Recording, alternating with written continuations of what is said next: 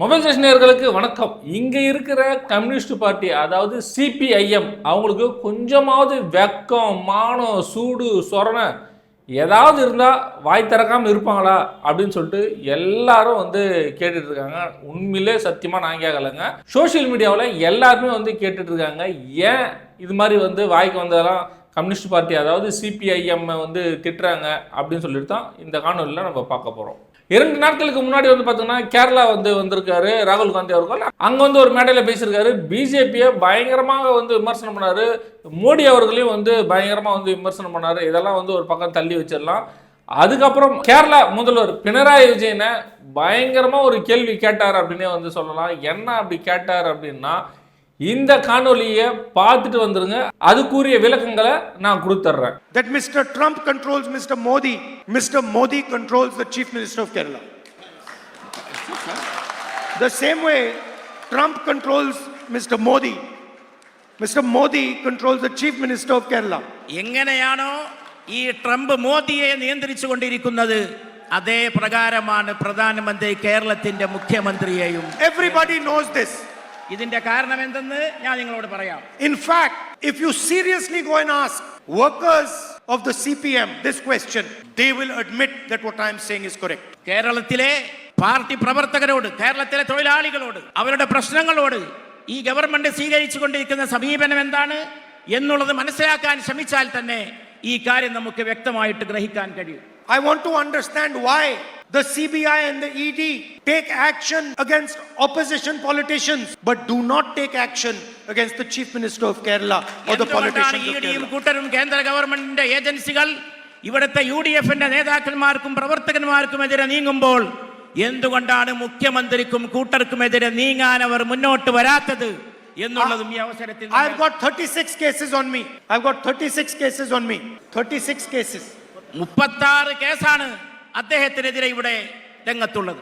36 കേസാണ് ഈ രാജ്യത്ത് എനിക്കെതിരെ ഇതിനകം അവരെടുത്തിട്ടുള്ളത്.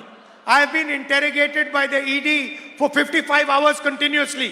55 മണിക്കൂർ ദീർഘമായ സമയം എന്നെ ഇരുത്തി വിചാരണ ചെയ്യാനും ഈ ഇഡി തയ്യാറായിട്ടുണ്ട്. Why has the ED taken no action on the Chief Minister of Kerala and his family? എന്തുകൊണ്ടാണ് ഇഡി മുഖ്യമന്ത്രിക്കും കുടുംബത്തിനുമെതിരെ അനങ്ങാപ്പാറ നയത്തോടെ ഒരു നടപടിയും എടുക്കാതെ ഇരിക്കുന്നത്? And the reason is that they are working together. കാരണം വളരെ വ്യക്തമാണ്, അവർ ഒന്നിച്ച് ചേർന്നുകൊണ്ടാണ് പ്രവർത്തിച്ചു കൊണ്ടിരിക്കുന്നത് എന്നുള്ളതാണ് കാരണം. In fact, in Kerala, it is not the CPM and the BJP. കേരളത്തെ സംബന്ധിച്ച് പ്രശ്നം CPI BJP എന്നതല്ല, it is the CJP. അത് CJP എന്നുള്ളതാണ്. അവർ കൂട്ടുചേർന്നുകൊണ്ടുള്ള പരസ്പരം കൈകോർത്ത് പിടിച്ചുകൊണ്ടുള്ള, everybody knows that they are partners. അവർക്ക് എല്ലാവർക്കും അറിയാം അവർ ഘടകകക്ഷികളെ പോലെയാണ്. And everybody knows that they are working together in Kerala to defeat the UDF.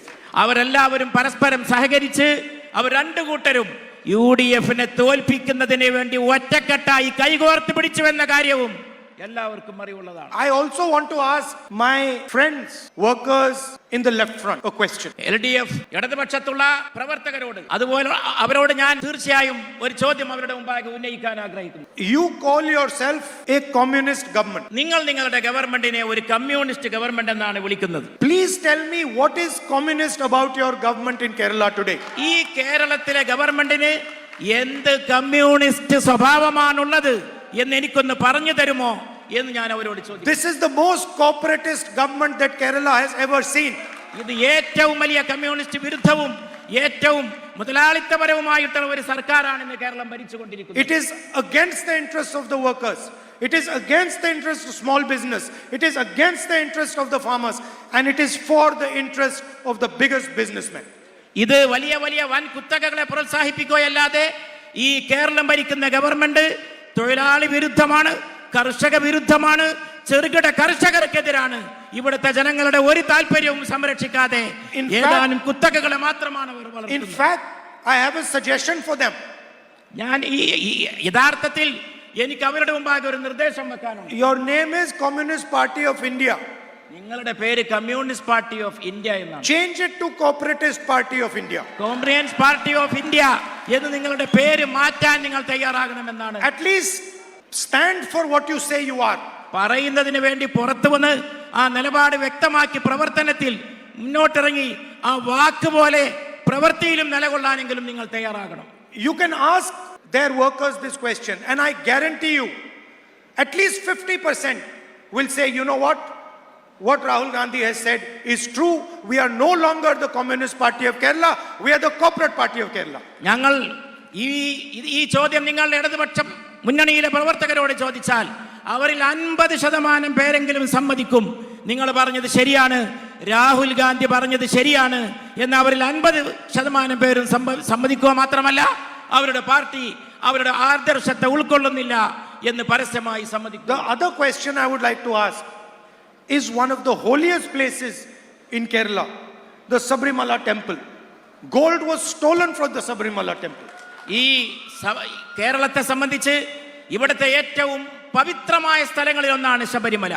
അവിടുത്തെ സ്വർണം മോഷ്ടിക്കപ്പെട്ടു എന്നതും വളരെ വ്യക്തമാണ്. Multiple leaders of the CPM were jailed. എത്രയോ CPM-ന്റെ നേതാക്കന്മാർ ജയിലിൽ അടക്കപ്പെട്ടു ഇതിന്റെ പേരിൽ. And the investigation was stopped from reaching the top. വളരെ മുകളിൽ നിന്ന് തന്നെ ആജ്ഞ നൽകിക്കൊണ്ട് ഓർഡർ ഇറക്കിക്കൊണ്ട് അവർക്ക് നേരെയുള്ള സകല അന്വേഷണവും സ്തംഭിപ്പിക്കുകയും മരവിപ്പിക്കുകയും ചെയ്തു. Don't worry, we will take strict action against the people who have dishonored Sabrimala. പക്ഷേ എന്റെ പ്രിയപ്പെട്ട സഹോദരങ്ങളെ, നിങ്ങൾ ഉത്കണ്ഠപ്പെടേണ്ടതില്ല.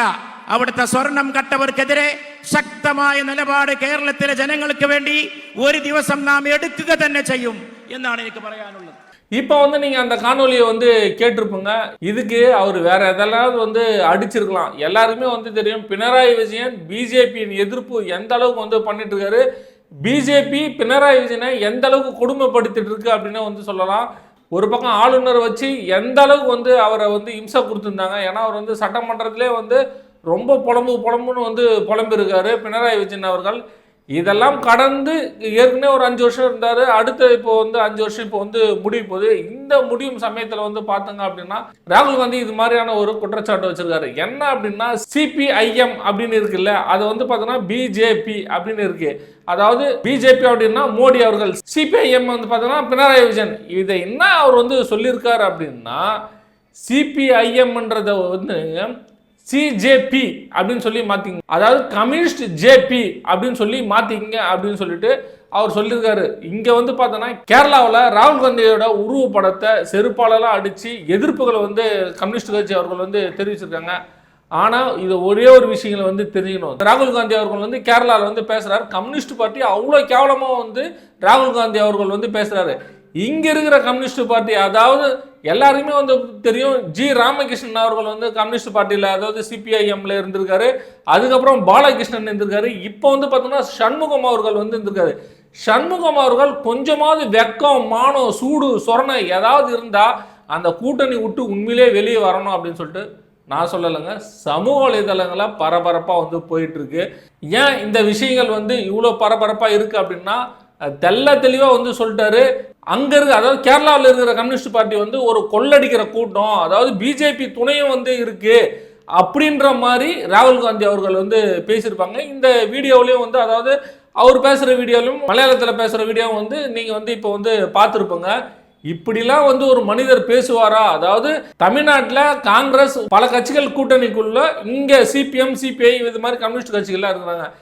பெரும்பாலும் எல்லாருக்குமே தெரியும் காங்கிரஸ் எவ்வளோ பெரிய ஊழல் கட்சி அப்படின்னு சொல்லிட்டு இந்த 100 வருட பாரம்பரியத்தை எடுத்தாலே எல்லாருமே சொல்லுவாங்க. அதாவது மோடி அவர்கள் சொல்லுவாங்க, இந்த பிஜேபியில் பல விமர்சனங்களும் அதேங்க தமிழ்நாட்டில் காங்கிரஸ் எப்படியாப்பட்ட கட்சி அப்படின்னு சொல்லிட்டு சீமான் அவர்கள்ட்ட போனாலே கழுவி ஊற்றுவார் அப்படின்னே தெரியும். அதே கம்யூனிஸ்ட் பார்ட்டி ஆகட்டும், உண்டியில் குலுக்கி மேடையை நடத்துவாங்க. யாருக்காவது எம்எல்ஏ பதவியும் எம்பி பதவி இருந்தால் அந்த சம்பளத்தை வாங்கி கட்சியில் கொடுக்கணும். அந்த கட்சி அவருக்கு ஒரு சிறிய ஒரு காசு கொடுப்பாங்க. அதை வச்சு தான் அவர் குடும்பம் நடத்தணும். இந்த கம்யூனிஸ்ட் பார்ட்டியில் யாருமே இந்த பணக்காரன் அப்படின்லாம் இருக்க மாட்டாங்க. எல்லாருமே பார்த்தீங்கன்னா ஒரு மிடில் கிளாஸு, கீழே இருந்து மேலே வந்தவங்க, அது மாதிரியே தான் கம்யூனிஸ்ட் பார்ட்டி அப்படின்னாலே எல்லாருமே தெரியும் எந்த விளிம்பு நிலையிலிருந்து வந்தது அப்படின்னு சொல்லிட்டு. ஆனால் இப்படியாப்பட்ட ஒரு கட்சியை பிஜேபியுடன் சேர்த்து வைக்கிறது அங்கே இருக்கிற கம்யூனிஸ்ட்காரங்களுக்கு அப்படியே ரத்தம் கொதிக்க இருக்கிறாங்க அப்படின்னே சொல்லலாம். அவர் சிபிஐஎம் தூக்கிட்டு பிஜேபி அதாவது இந்த பிஏ தூக்கிட்டு இந்த சிஏ தூக்கி முன்னாடி போட்டு சிஜேபி அப்படின்னு வச்சுக்கணுமா? எங்கேயாவது இது நடக்குமாங்க?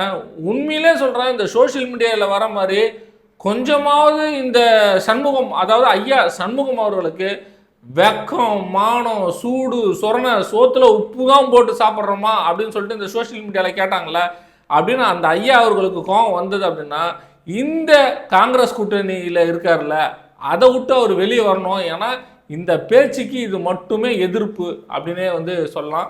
ஏன்னா ஒரு சுத்தமான கை, அதாவது கம்யூனிஸ்ட் பார்ட்டி அப்படின்னாலே ஒருத்தரும் வந்து இது வரைக்கும் யாருமே வந்து ஒரு குறை சொல்ல முடியாத மாதிரி தான் இத்தனோட காலங்க நம்ம பார்த்துருக்கோம். ஆனால் இப்போ வந்து ராகுல் காந்தி ஒரு குறை சொல்கிறாரு அப்படின்னா மக்களாகிய நீங்களே வந்து புரிஞ்சுக்கிங்க.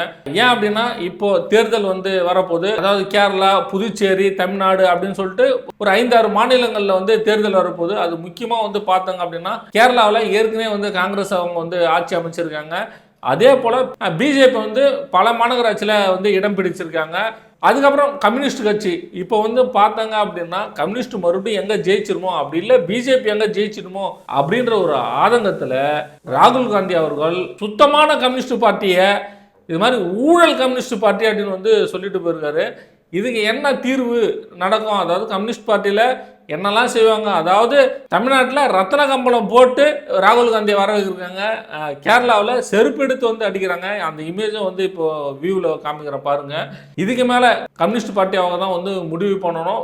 அதாவது திமுக கூட்டணியில் இருக்கிற காங்கிரஸுடன் சிபிஐஎம் இருக்கலாமா வேணாவா அப்படின்னு சொல்லிட்டு அவங்க தான் சொன்னோம். மக்களாகி இந்த கருத்துக்களை நீங்கள் எப்படி பார்க்குறவங்க சொல்லிட்டு உங்கள் கருத்துக்களை சொல்லுங்கள். நன்றி.